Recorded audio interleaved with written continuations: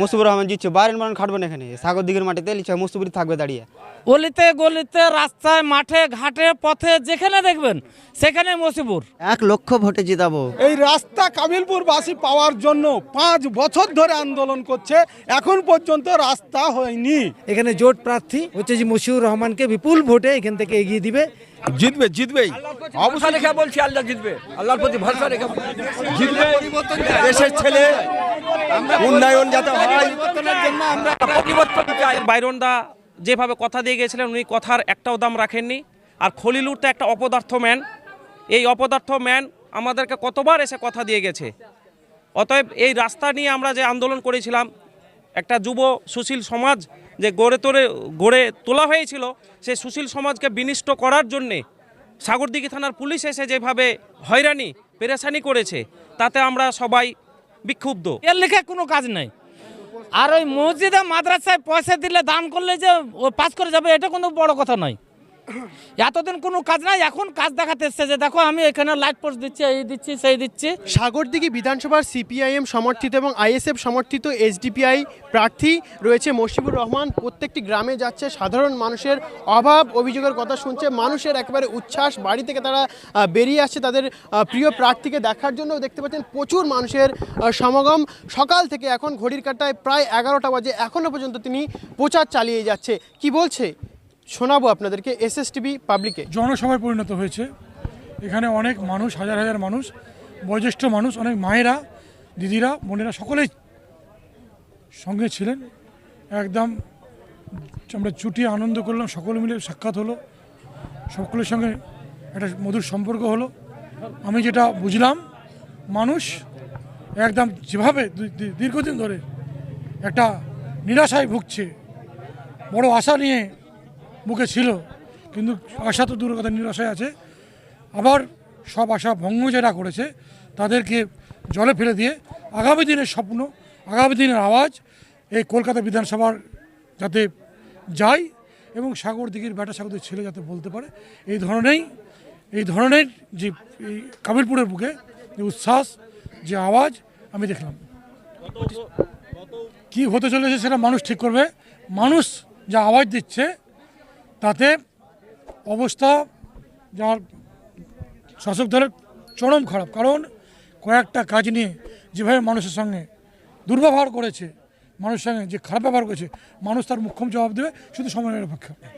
আমাদের মশিউরদা মণিগ্রামের লোক এবং আমাদের কাছের মানুষ। আমরা যতদিন দেখে আসছি মশিউরদার ওই কোনো রাস্তায় অ্যাক্সিডেন্ট বা দুর্ঘটনা যেটাই হোক, উনি ভগবানের মতো গিয়ে ওখানে পৌঁছে যায় এবং তাকে উদ্ধার করে হসপিটালে পাঠানো হয়। এটা অনেকবার আমরা ফেসবুক লাইভে দেখেছি আর কি। আর দ্বিতীয়ত আমাদের বাইরন দা যেভাবে কথা দিয়ে গেছিলেন উনি কথার একটাও দাম রাখেননি। আর খলিলুর তো একটা অপদার্থ ম্যান, এই অপদার্থ ম্যান আমাদেরকে কতবার এসে কথা দিয়ে গেছে। অতএব এই রাস্তা নিয়ে আমরা যে আন্দোলন করেছিলাম, একটা যুব সুশীল সমাজ যে গড়ে তোলা হয়েছিল, সেই সুশীল সমাজকে বিনষ্ট করার জন্যে সাগরদিঘি থানার পুলিশ এসে যেভাবে হয়রানি পেরেশানি করেছে, তাতে আমরা সবাই বিক্ষুব্ধ। এবং টিএমসি প্রার্থীকে আমরা কখনোই ভোট দিতে চাইতাম না। তাতে যদি মশিউরদাও টিএমসি থেকে দাঁড়াতো, আমরা টিএমসিকে ভোট দিতাম না, কারণ এদের কথার কোনো দাম নেই। যেহেতু আমাদের দাদাকে পেয়েছি, আমাদের এসডিপিআর সমর্থনে আইএসএফ এবং বাম সমর্থিত ওই জোট প্রার্থী পেয়েছি, তাতে আমরা ভীষণভাবে কাবিলপুরের মানুষ মানে গর্বিত। এবং আমরা 156 নম্বর বুথ আমাদের যে বিরোধী আছে তারাকে পরাজিত করে আমাদের দাদাকে আমরা কাবিলপুরে নিট দেব এবং আমাদের বুথেও নিট দেব, এটা কথা রাখছি। আচ্ছা, আজকে যা দেখলাম, দুপুর 4টে থেকে ঘুরছি আমরা, যা বুঝলাম যে পাটকেলডাঙ্গা এবং কাবিলপুরে বিশেষত মানুষের যে ক্ষোভ পুঞ্জীভূত হয়ে আছে দীর্ঘদিন ধরে, প্রায় 3 বছর ধরে। যা যা প্রতিশ্রুতি দিয়ে উনি এমএলএ হয়েছিলেন, সেই প্রতিশ্রুতি মানুষের রক্ষা করতে পারেনি। এবং কাবিলপুরবাসী আজকে দীর্ঘ প্রায় 2 বছর ধরে যে লড়াই করছে, সেই লড়াইয়ের উনি সঙ্গ দেননি। কাবিলপুরবাসী তাদের নিজের ইচ্ছাই সে লড়াই করেছিল। আজকে সময় এসেছে, সেই সময়ে কাবিলপুরবাসী জবাব দিবে। তার প্রমাণ আপনারা দেখলেন যে রাত্রি প্রায় 11:30 বাজে, সেই 11:30টার সময়তেও মানুষের, যেখানে মানুষ এখন হচ্ছে যে নিস্তব্ধতা গোটা সাগরদিঘি আর কাবিলপুর জেগে আছে, এই ক্যান্ডিডেটের জন্য কাবিলপুর জেগে আছে। তার মূল একটাই কারণ যে আগামী নির্বাচনে যে শাসক দলকে এবং বিজেপিকে উপযুক্ত জবাব দিয়ে এখানে জোট প্রার্থী হচ্ছে যে মশিউর রহমানকে বিপুল ভোটে এখান থেকে এগিয়ে দিবে, এইটা কাবিলপুরে এসে আমি বুঝতে পারলাম। সাগরদিঘি সেখানে উন্নয়নের কোনো ধারা এখানে আসেনি, শুধু মমতা ব্যানার্জির লক্ষ্মীর ভাণ্ডার আর কন্যাশ্রী আর রূপশ্রী, হ্যাঁ, এই সমস্ত নিয়ে এটাই উন্নয়নের বন্যা, আর কোনো কাজ নেই। এই যে রাস্তার উপর দাঁড়িয়ে আছি, এই রাস্তা কাবিলপুরবাসী পাওয়ার জন্য 5 বছর ধরে আন্দোলন করছে, এখন পর্যন্ত রাস্তা হয়নি। স্যাংশন হয়ে পড়ে আছে কিন্তু রাস্তা এখনও হয়নি। এরকম সমস্ত উন্নয়ন একদম স্তব্ধ। এই তৃণমূলের জামানায় সমস্ত হসপিটাল ডাক্তার শূন্য, সমস্ত স্কুল শিক্ষক শূন্য, এই পরিস্থিতি তৈরি হয়েছে।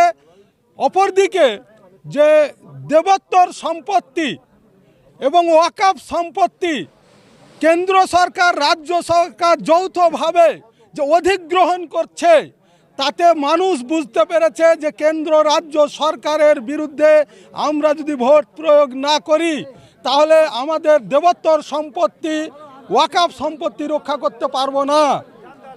জনগণ ভাবছে যে যদি বিজেপির কেন্দ্র সরকার এবং রাজ্য সরকারের বিরুদ্ধে ভোট প্রয়োগ না করি তাহলে আমাদের নাগরিকত্ব টিকবে না, ভোটাধিকারটা পর্যন্ত ছিনিয়ে নেওয়া হচ্ছে।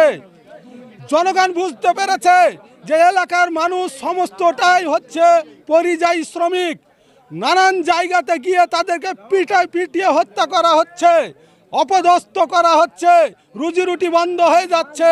এটা জনগণ বুঝতে পারছে।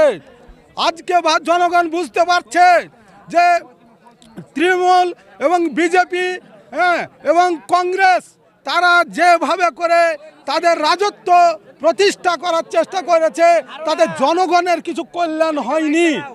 এই জায়গা থেকে জনগণ ফিরে এসে আজকে এসডিপিআই মনোনীত সিপিআইএম, হ্যাঁ, আইএসএফ সমর্থিত এই দলের প্রতি মানুষ আস্থাভাজন হয়েছে এবং এই সমস্ত দলগুলো আজকে ঐক্যবদ্ধভাবে তারা ভোট প্রয়োগের কথা ভাবছে। কাজেই আশা করব যে সাগরদিঘির মানুষ যে বিচক্ষণ, সাগরদিঘির মানুষ যে ট্যালেন্ট রয়েছে, কাবিলপুরের মানুষের যে শুভ বুদ্ধি রয়েছে, সেই বুদ্ধির বহিঃপ্রকাশ করছে 2026-এ এই ভোট প্রয়োগের মাধ্যমে। ফলে এর মহাজোট যে প্রার্থী মশিউর রহমান তিনি জয়লাভ করছেন, এটা আমরা আশাবাদী। মশিউরকে জিতাবো ভাবছি। কেন? বাইরনকে দিয়ে দেখেছি, ও দল চেঞ্জ করে, আর মশিউর দল চেঞ্জ করে আমাদের সঠিক জায়গায় এসেছে। হ্যাঁ, ওই জন্য মশিউর, হ্যাঁ, মশিউরকে দিব, 1 লক্ষ ভোটে জিতাবো, 1 লক্ষ ভোটে জিতাবো, এটাই আশাবাদী আমরা একদম 100%। সাগরদিঘির সাগরদিঘির মানুষ সবাই চাইছে, কংগ্রেস, সিপিএম, এসডিপি সবাই চাইছে, কংগ্রেস চাইছে বেশি যে মশিউর জিতবে। বাইরন আলী সাগরদিঘি থেকে হইলো খালি, বাইরন বিশ্বাস দুলিয়ে নে যে ফেলুকা বিশ্বাস। আমার শেষ কথা, এবার এসডিপিআই হবে, এসডিপিআই হবে। এবার মহাজোট, বাইরন সাগরদিঘির বাইরে যাবে। এবার মসিপুর আসছে, মহাজোট ছাড়া কোনো হিসাব নাই। এতে নাম্বার 1 এখানে থাকবে মসিবুর রহমান। হ্যাঁ, মসিবুর রহমান ছাড়া কোনো গল্পই নাই। আর যেদিকে দেখবেন, অলিতে গলিতে, রাস্তায়, মাঠে ঘাটে, পথে, যেখানে দেখবেন সেখানে মসিবুর। এক কথায় মসিবুর, মসিবুর ছাড়া কোনো কাউকে দেখতে পাবেন না। যত লোক দেখবেন এখন এলাকার মধ্যে, যত লোক দেখবেন মসিবুর ছাড়া কোনো গল্প নাই। বহিরাগত বাইরন, বাইরন এবার বাইরে যাচ্ছে, সাগরদিঘির বাইরে। বাইরন ওটা টাকার অহংকার ওটা লিখছে, কিন্তু দেয়াল লিখে কোনো কাজ নাই। আর ওই মসজিদে মাদ্রাসায় পয়সা দিলে দান করলে যে ও পাস করে যাবে, এটা কোনো বড় কথা নয়। এতদিন কোনো কাজ নাই, এখন কাজ দেখাতে এসছে যে দেখো আমি এখানে লাইট পোস্ট দিচ্ছি, এই দিচ্ছি, সেই দিচ্ছি, হ্যাঁ, এই প্রকল্প দিচ্ছি, কিন্তু কোনো কাজ নাই। সাগরদিঘির তো দেয়াল জুড়ে বাইরন যত নাম লিখুক, কিন্তু কোনো বাইরনের কাজ নেই। বাইরন যত রকমের যাই ইয়ে করুক, গোসল করুক, কিন্তু এখন মুসিবত ছাড়া কোনো ভোট নাই, এখন মহাজোট। যেদিকে যাবেন মানুষের মনটাকে মনে যেখানে গেঁথেছে মানুষকে। বাইরনকে ভোট দেওয়া হয়েছিল একটাই কারণ, শুধু ওই টিএমসিকে হারাবার জন্য, টিএমসির দুর্নীতির জন্য বাইরন বিশ্বাসকে ভোট দিয়েছিল। বাইরন এবার করলো কি, মানে বিশ্বাসঘাতক করে দিল। ওই বিশ্বাসঘাতকের কারণ থেকে বাইরনকে আমরা কেউ চাই না। এবার আরও আশেপাশে যত লোক আছে দেখেন, এতদিন ছিল জনগণ ভোট দিয়েছিল ওনাকে এই কারণে যে সাগরদীর উন্নয়ন করার জন্যে। উনি কি করলো, টিএমসিতে চলে গেল।